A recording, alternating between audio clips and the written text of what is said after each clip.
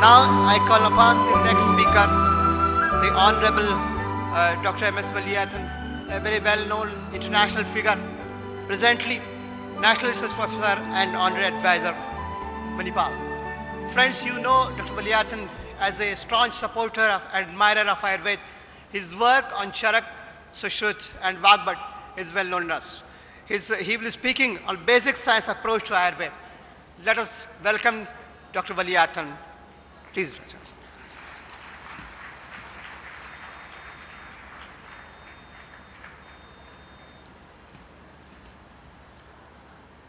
Madam Jalaja, other distinguished colleagues on the dais, and friends, I am greatly honored to be asked to speak here at the plenary session of this 4th World Congress of Ayurveda, which has gathered here physicians, scholars, students, and friends of Ayurveda in large numbers. I would like to express my thanks to the organizers for giving me this great honor. Madam Jalaja has given you the big picture of Ayurveda, the existing picture, and what is emerging before us. That has made my job a lot easier. I must say that a little semantics, my title is a basic science approach to Ayurveda. Ayurveda is science. So what do I mean by science approach to Ayurveda? I must clarify here, by basic science or science, I mean modern science like modern biology, immunology, bioinorganic, chemistry, etc., which date back to the time of the Enlightenment. Before that, they did not exist in the form that we know. Mainly associated with names like Bacon and Harvey and Vesalius, etc. So that clarification is necessary when I talk about modern science approach to Ayurveda. Now, modern science approach to Ayurveda, it became relevant in India only with the East-West encounter, when the Western powers started coming to India. Before that, there was no East-West encounter as far as Ayurveda was concerned. But Ayurveda has a very long history, long before this. Going back to the Vedic times, you heard the chant today, the Ashwini Sukta being chanted this morning. All the Vedas have references to illness, treatment, medications, especially the Atharva Veda. Almost 1/3 of it consisting of hymns, chants, about illness, about good health, etc. Now that was followed by a very long phase, almost 1,000 years of Buddhist India, where you find all these chants practically disappeared. In the Ayurveda practicing today, we hardly hear any Vedic chants. And this disappearance, the Atharva Vedic chants, hymns disappearing, that is largely a contribution of Buddhist India. When Ayurveda flourished, even though they did not use the word Ayurveda at any time. Takshashila was a great university, where Buddha's physician Jivaka was an alumnus of this university. So it flourished, Buddha himself prescribing what we call Ayurvedic medications, Nasya being practiced by Jivaka. So Ayurveda, in fact the leaders of Ayurveda were Buddhists. Our own Vagbhata, who wrote Ashtanga Hridaya, Ashtanga Sangraha, Vagbhata was a Buddhist. So they were the great leaders. And then came a few centuries, the Golden Age of Ayurveda, when the great Samhitas, Charaka, Sushruta, Vagbhata, that is the Golden Age of Ayurveda. This was followed by a long phase of stagnation, where you no longer hear about Charaka or Sushruta, you no longer hear about Takshashila or Nalanda, and that was the time the Western powers started coming. So it is no more than a moment in the long history of Ayurveda.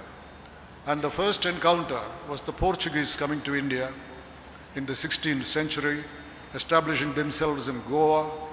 And we are not getting into the politics of the colonial administration, but our interest is, along with this Portuguese entry into Goa, there was a most remarkable man, Garcia de Orta. He was a Spanish Jew who studied medicine, became a physician, and he came to Goa, and he lived in Goa more than 36 years. And he saw, he observed, and the tropical diseases took thousands of lives. The population in Goa, from 400,000, in 10 years it reduced to 40,000, mainly because of cholera, dysentery, diseases they're not familiar with. Now Garcia de Orta, that is where the science looking at Ayurveda begins. He published a most remarkable, some of you may have heard about, but book, Colloquies on the Simples and Drugs of India. There he talks about 57 colloquies, each dealing with a particular medicinal plant which he saw being used, very good description of the plant, very good description of the diseases which were treated by this plant, the results and so on, all in the form of very interesting dialogues. Now this book created so much interest in Europe, it was translated into many European languages, and this was followed by Van Reed, another remarkable man, the Dutch governor of Cochin, and he again labored for more than 30 years. He was an administrator, a count, a man of nobility, but he collected around him 100 people, including 4 plant experts from South Canara, and also an Ayurvedic physician from Kerala, Itti Achyutan. Now this remarkable group of people, Van Reed identified a Carmelite who could draw very nice pictures of plants. Now this group worked for 30 years, and if you read the Hortus Malabaricus, originally published in Latin in 12 volumes and translated into English and Malayalam by Manilal in Calicut, who was never honored by the nation, I must say. Now this Hortus Malabaricus, the pictures even today, they're extraordinarily fine. More than 700 plants, mostly in Kerala, but also coming up all the way to Goa. Now this was the second in the 17th century. So whether it was Garcia de Orta or Van Reed, subsequently followed by British scientists like Ainsley, they were all looking at it through the eyes, through the window of plant science. So the first window, science window to look on Ayurveda was plant science, coming on up to the end of the 17th century. And this was followed by 18th, 19th, the search for drugs had begun in Europe, mainly chemically derived drugs. In the 19th century, for example, a very remarkable person, Ehrlich in Germany, syphilis was a big problem in Europe at that time. There was no remedy, and the desperate search, more than 900 experiments before he came up with salvarsan, which was supposed to bring salvation, an arsenic preparation. So this chemically derived drugs, the search in Europe, that had an impact here, mainly the approach of pharmacology, that is the next window. And in India, this was taken up by Sir Ramnath Chopra, who started looking at medicinal plants of India. Now, what we call clinical pharmacology today, all that we are doing really can be traced back to Sir Ramnath Chopra, who was in Calcutta School of Tropical Medicine. And he was the one separating compounds, studying the compounds, looking for effects by the bedside, looking for signs of toxicity, and publishing extensively. And his 2 volumes became the classics in clinical pharmacology. That was the second window, science looking at Ayurveda. And the third followed very quickly, because Ramnath Chopra's work on medicinal plants, that led to the birth of natural products chemistry in India, where we became a leader in the world. In the 20th century, the first half, we have such remarkable people like Professor Ashima Chatterjee in Calcutta, Govindachari in Madras. These were all outstanding natural product chemists, organic chemists. And there were literally thousands of papers published from India on medicinal plants, the compounds, purification, isolation, studies of activity, and so on. In fact, this enormous database even today is being used by modern researchers, especially by multinational companies, because that gives the basic information. Even Sarpagandha, which we all know, Ravolfia incidentally does not figure in Charaka or Sushruta. It came later to India from somewhere, whether it came from Arab sources, whether it came from China, we do not know. But that Ravolfia, the actual studies, the organic chemistry was done by Ashima Chatterjee. So like that, organic chemistry, natural product chemistry, that was the next phase, science looking at Ayurveda. But the second half of the 20th century, the most outstanding development in science was molecular biology, mainly because the human genome was unraveled. We could understand the so-called secret of life, DNA. Now the DNA, it changed our whole perception of life, because human beings and a worm, human beings, 30,000 genes, almost 75% we share it with the humble worm. And human beings, 99.9% genes we share. All the differences we have, caste, and religion, and color, these all become insignificant when you look at the biological basis of life. In fact, it is a validation of an old Indian verse from Hitopadesha, Ayam Nija, Paro Veti, Ganana Lekhuchetasa, Udara Charitanamtu, Vasudhaiva Kudumbada. This is mine, this is ours, this is theirs. This is the notion of small minds. But for the broad-minded, the whole world is a family. Now, our molecular biology has brought us to the same conclusion. So there is a major change in our perception itself. Secondly, in a very short period of time, this so-called basic science graduated into biotechnology. Nowhere has happened earlier.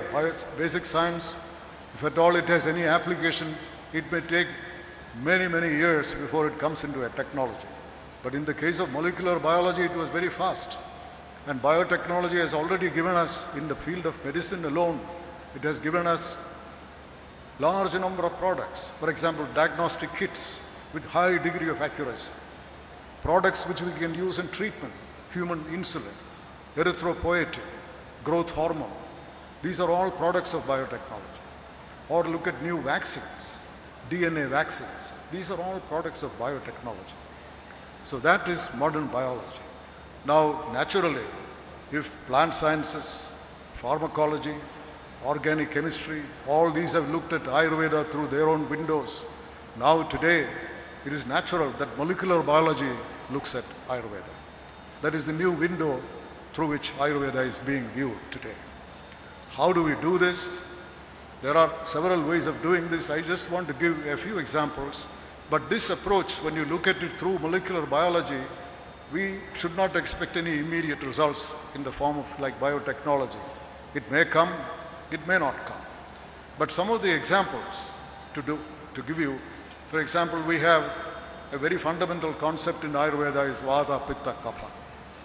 Now these are a combination of traits, as this audience knows very well, physical traits, mental traits, behavioral traits, even similarity with traits in animals. All these are considered in determining Vata, Pitta, Kapha. This Prakriti is determined at conception. It cannot change. Now this is fundamental in determining the manifestation of disease in individuals. A disease in the Vata Prakriti and Pitta Prakriti will be different. Similarly, the response to treatment is also determined. It's a very fundamental. Now this, a fundamental concept, does it have a biological basis? Now that is very important. Biological basis means, does it have any biological evidence in terms of gene structure, in terms of gene function? Today we have the means to study. That's a very fundamental question. Or secondly, if you look at plants, in Ayurveda the plants are anti-Vata, anti-Pitta, anti-Kapha for neutralizing disturbances of various doshas. Of course there may be overlaps, but these plant groups, three groups, when you look at them, morphologically they are all similar. There is no distinctiveness. Taxonomically, you cannot find any distinction, but therapeutically they are different. Now, is there a basis, a genomic basis for it? Or is there a metabolomic basis for it? That is again a basic question where we are applying modern biology to study an ancient concept. Take for example a basic procedure like Rasayana, which promotes healthy aging, aging without years. Now, if you want to study that, you can use modern biology today.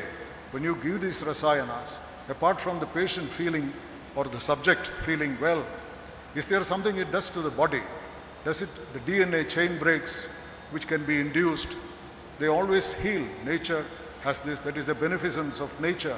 If you cut your skin, the skin will heal. Otherwise, surgery would be impossible. They're always healing. And DNA also will heal. Now, this DNA healing, is it promoted by, we can measure that. Is it promoted by rasayanas? That can be studied. Similarly, Panchakarma. You know, Panchakarma is used extensively in this country, and patients with, let us say, painful joints, limitation of movement, etc., they report they become pain-free, the joints become more mobile. When these changes happen before our eyes, what is happening to the metabolism in the body? What is happening to the immunologic functions in the body? These can be studied. So like these, there are a number of scientific questions which arising from Ayurvedic concepts, Ayurvedic procedures, even Ayurvedic products. For example, bhasma. There is a great deal of controversy, as you know, about the use of mercury. And mercury, the use was Rasa Shastra. That was a very big branch of Ayurveda. Now, in modern medicine or pharmacology, using mercury in medicine is completely taboo. It is inconceivable. I was myself, as a medical student in 1950s, I can never forget, there was no oral diuretic in those days.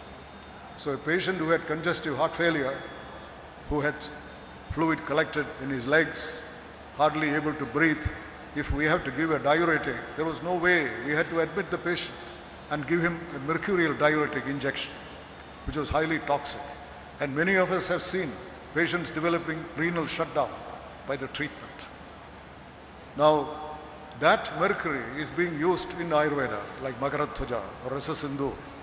And if you talk to experienced Ayurvedic physicians like Raghavan Thirumalpad, they will tell you we don't use it very often, but we use it. We don't see these problems. Now here is a riddle. How do we explain this riddle? That is again basic science is what will do it. Because if you chemically analyze that Rasa Sindhu, you will find mercury there. So you cannot convince anybody, the modern world, modern medicine, or the authorities, that there is no mercury here. But perhaps modern science has given us a tool to examine the microstructure of this plasma, which could not be done 30 years ago. Now, when you do the microstructure, because plasma preparation, as you know, it is a very elaborate process, taking several days. Mercury and sulfur, how they are purified, how they are mixed together with the juice of Eclipta alba and various other things. That is how it is made. Now, during that process, the structure of the mercury and sulfur, they change. Because what happens in this, a study done by Professor Roy in Kharagpur IIT has shown, in the chemically synthesized mercury sulfide, there is only mercury and sulfur that exists in one phase. But in the Rasa Sindhu, prepared according to the traditional protocol, that also contains only mercury and sulfur, but it exists in 4 crystalline phases. And also the particle size, there is a nano transformation taking place in this process. So if it is a nano transformed, nano crystalline substance, its properties have nothing in common with that of bulk mercury. Now here again you find basic science approach to Ayurveda. Whether you look at concepts like Vata, Pitta, Kapha, or a person in the laboratory, that's exceedingly difficult. The second question, which difficulty is, this study question to make a protocol which you can do in the laboratory. Not only you can do, which can be replicated by many others. Now that formulation of a protocol is not easy because it involves modern scientists, it involves Ayurvedic physicians, perhaps others. Now third, you have to find willing, enthusiastic participants, first-rate scientists, first-rate Ayurvedic expert, both deeply interested in the question. Such a partnership, very difficult to do. And lastly, most difficult to overcome the skepticism. Many of the modern scientists, they will simply refuse to have any look at it.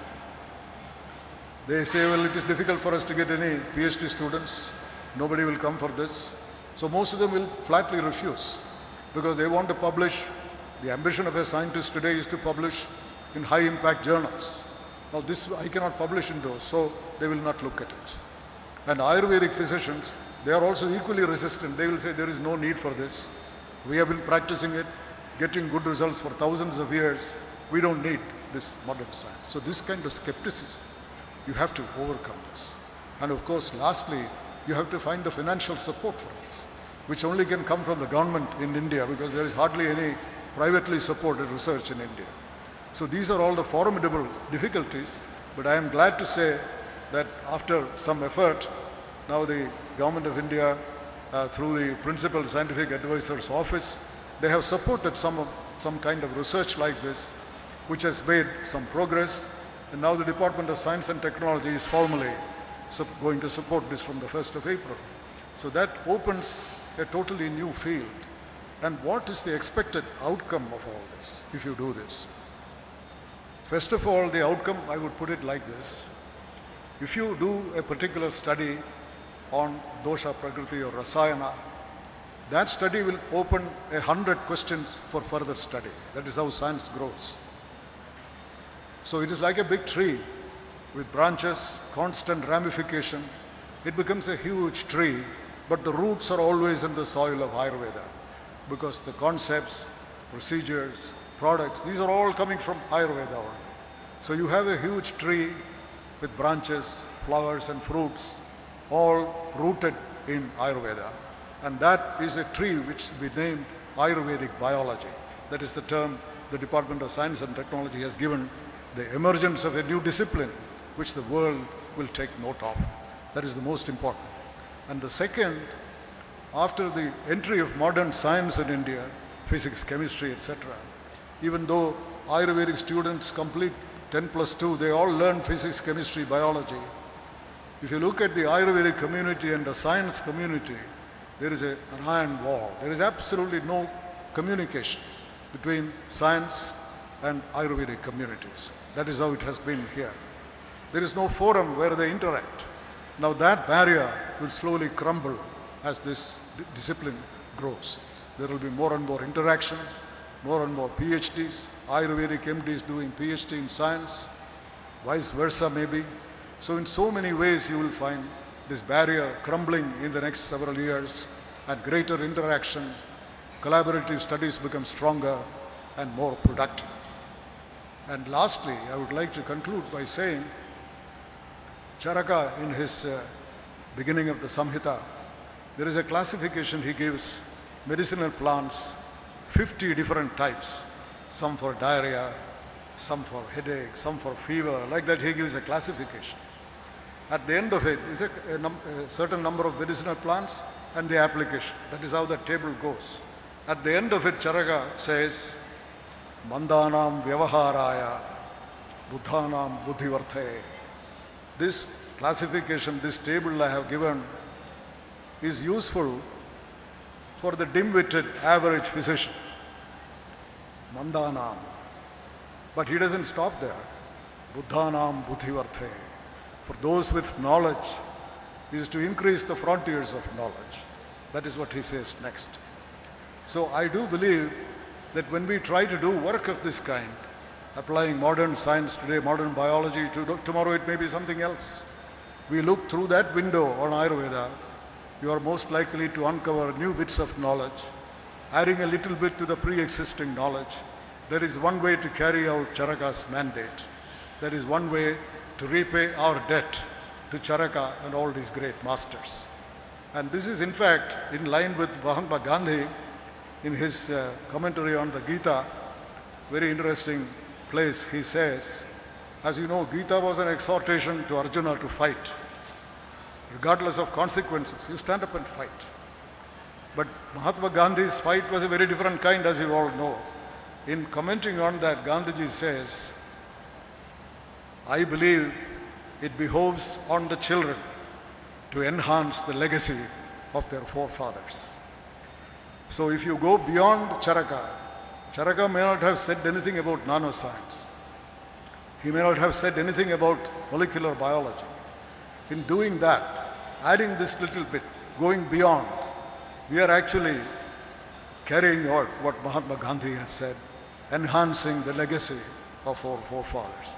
I believe it is our duty to do this, and I'm so glad such a large audience, large number of young people here, they will take home this message. Thank you very much.